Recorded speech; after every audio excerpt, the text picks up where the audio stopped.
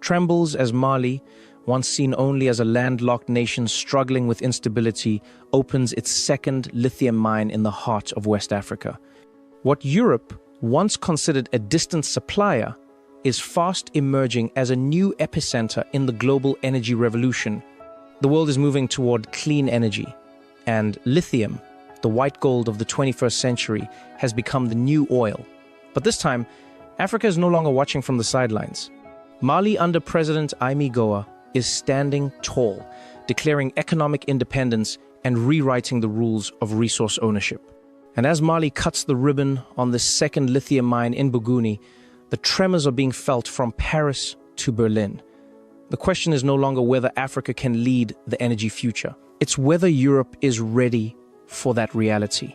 Welcome to Media One Africa, where truth is verified and Africa writes its own future. Whether you're in Africa, the Caribbean, America, Europe, or anywhere across the globe, we welcome you to this family. A home where African stories are told by Africans unfiltered and as they happen. If you believe in an Africa rising with dignity, unity, and self-reliance, then you found your home.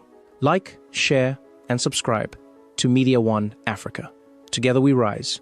In the dusty red soils of Bougouni, southern Mali, a new chapter of African economic sovereignty is being written. Less than a year after inaugurating the country's first lithium mine in Goulamina, Mali has now launched its second, a $300 million project backed by local participation and bold leadership. For a nation once defined by gold exports, the new keyword is lithium, the essential metal driving electric vehicles, smartphones, and renewable energy storage systems. The world's great powers, Europe, China, the United States, are all racing for control of this resource. But Mali is making one thing clear. This time, the narrative will be different.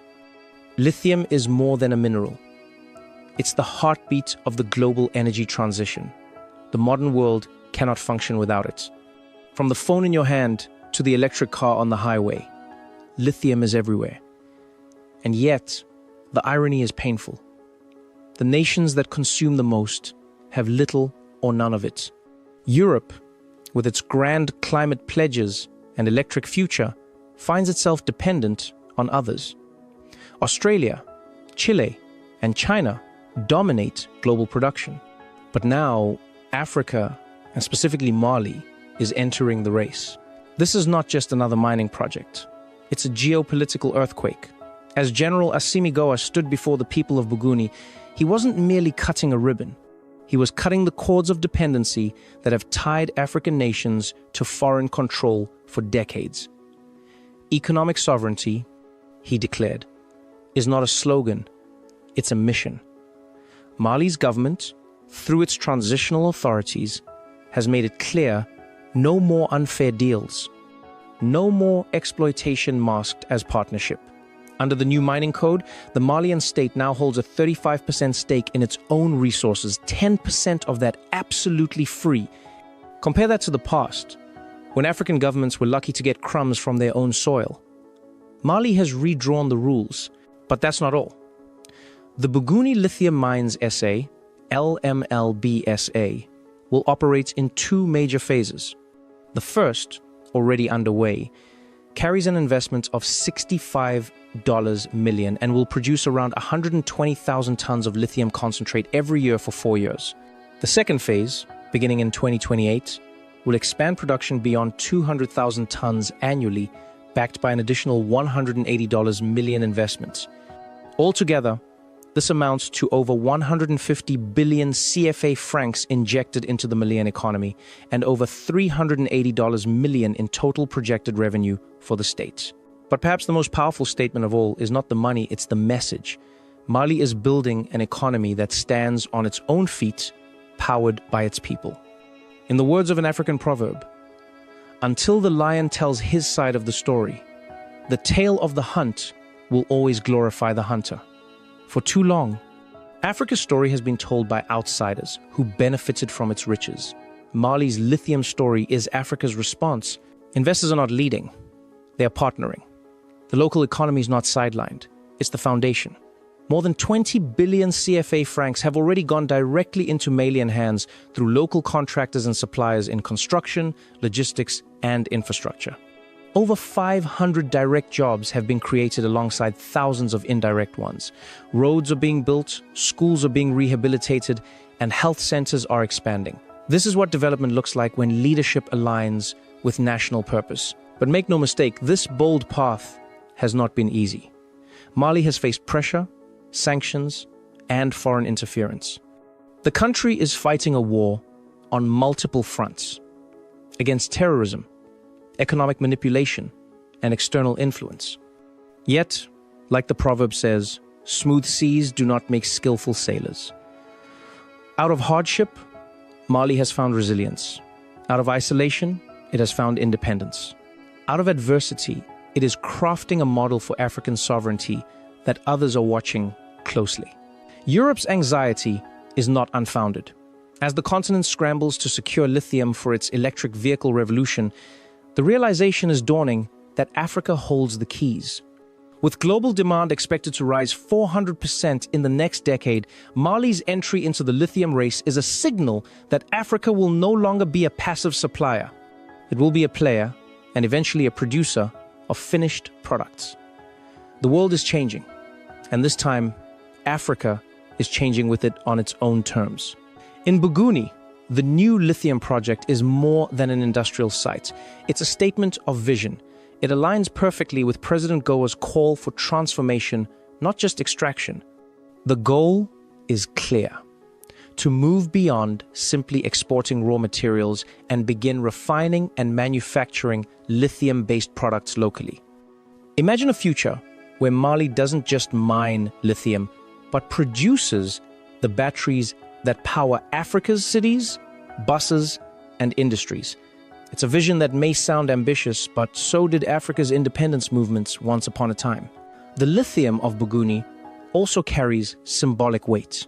It represents the unity between government, community, and private sector. The project follows Mali's local content law, ensuring that Malian citizens are not spectators, but beneficiaries.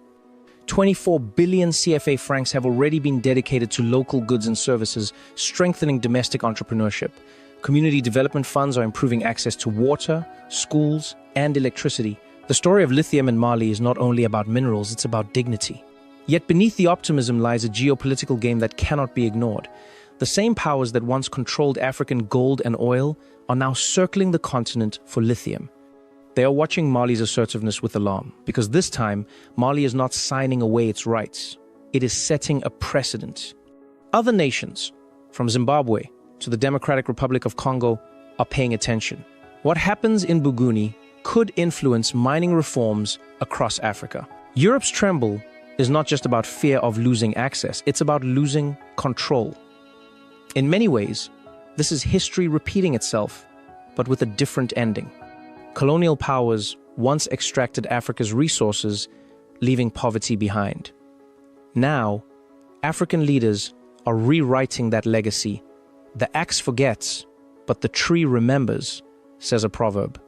Africa remembers every mine stripped bare, every promise broken, every dream deferred. That memory is now fuel for a new era, one where Africa is not begging for loans, but negotiating for partnerships. The Buguni mine is proof that African nations can combine modern technology with political will to achieve real independence using advanced, environmentally conscious methods. The project aims to minimize ecological impact while maximizing efficiency. Mali is showing that development does not have to destroy. Growth can be green, sustainable, and rooted in respect for the land. But the story isn't just about Mali versus Europe. It's about Africa versus dependency. For generations, the continent's greatest curse wasn't its lack of resources, but the lack of control over them. Mali's lithium revolution is a declaration that Africa's time has come. Like a drumbeat echoing across the savannah, it sends a message. Africa will no longer trade its wealth for survival. It will trade its strength for prosperity. As Europe grapples with its energy crisis and industries look for new supply lines, Mali's emergence as a lithium power sends ripples across global markets. But those ripples are also waves of inspiration sweeping through Africa. from Dar to Harare, from Nairobi to Lusaka. Young Africans are watching and asking, if Mali can do it, why not us? This question may yet redefine Africa's next century. Still, challenges remain. The path from resource extraction to full industrial transformation is long. It requires infrastructure, technology, and sustained leadership. But Mali's direction is set. As President Goita said, we are no longer on our knees. We are walking tall. And in those words lies a promise that extends beyond borders, a promise that Africa will not be a victim of history, but an author of its future. As the sun sets over Buguni, the hum of new machinery mixes with the chants of villagers celebrating this victory. It is not just the sound of mining, it is the rhythm of a nation reclaiming its destiny. The lithium beneath their feet is more than a resource. It is a symbol of hope, a torch lighting the path to Africa's self-sufficiency. Europe trembles, not from fear of Mali's strength, but from the realization that the balance of power is shifting. The energy of the future is no longer controlled by the old empires. It is rising from African soil. The continent that once powered the world with gold and oil will now power it again, this time with batteries, technology, and vision. And as Mali opens its second lithium mine, it's clear that the world is watching. But Africa is no longer waiting. The lion is telling its story. And this time, everyone will listen. You've just watched Media One Africa, where every story is original, verified, and told with Africa's voice. Our mission is to keep you informed, inspired, and connected. From Dar to Dar es Salaam, from Nairobi to Lagos, subscribe now and never miss the stories shaping Africa's rise, told as they happen, without filters or foreign spin. Because here at Media One Africa, truth lives here, and together we rise. Again, this is Media One Africa, the voice of a rising continent. We don't report revolutions, we document them.